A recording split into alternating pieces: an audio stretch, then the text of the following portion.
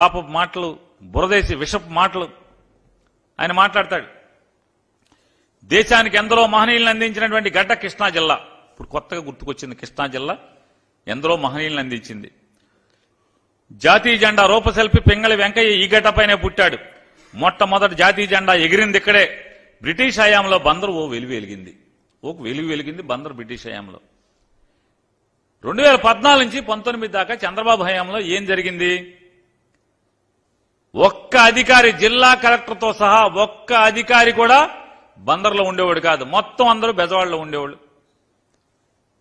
ఆఖరికి ఆగస్టు 15, జనవరి 26 జాతీయ జెండా కూడా కలెక్టర్ వచ్చి ఎగరేసేవాడు కాదు. డిఆర్ఓతో ఎగరేయించేవాళ్ళు. జిల్లా అధికారులందరూ కూడా బెజవాడలో కాపురం ఉండేవాళ్ళు.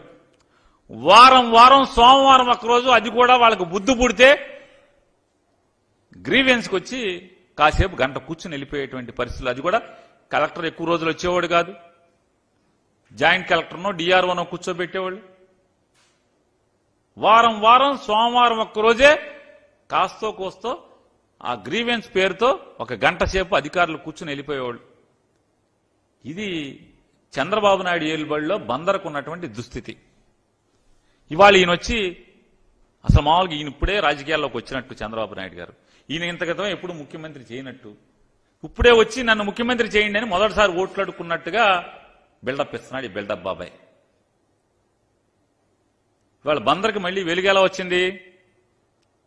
2022 సంవత్సరం మార్చి మాసంలో ఈ రాష్ట్ర ముఖ్యమంత్రి వైఎస్ఆర్ కాంగ్రెస్ పార్టీ అధ్యక్షుడు జగన్మోహన్ రెడ్డి గారు తన ఎన్నికల మేనిఫెస్టోలో ఇచ్చినటువంటి హామీని అమలు చేస్తూ కృష్ణా జిల్లా బెజవాడ క్రీనీడలో ఎలా అయితే మసకబారిపోయిందో, బందరు చరిత్ర గతమెంతో ఘనమైనటువంటి బందరు చరిత్ర బెజవాడ క్రీనీడలో ఎలా